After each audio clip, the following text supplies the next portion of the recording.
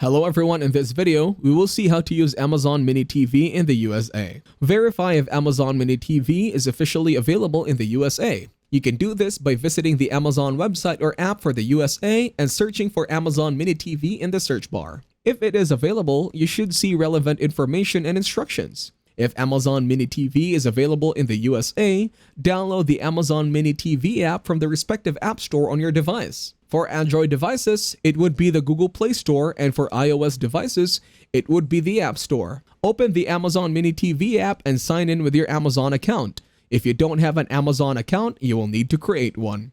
Once signed in, you can explore the content available on Amazon Mini TV. This may include movies, shows, news, and other video content. Browse through the available content and select what you want to watch. Tap on the video to start streaming it on your device. Depending on the app's features in the USA, you may have access to additional functionalities, such as saving videos for offline viewing, creating watch lists, and more. If you have any feedback or encounter issues while using Amazon Mini TV in the USA, you can provide feedback through the app or contact Amazon customer support for assistance. If you found this video helpful, you can thank me with a like and subscribe to the channel. See you in another video.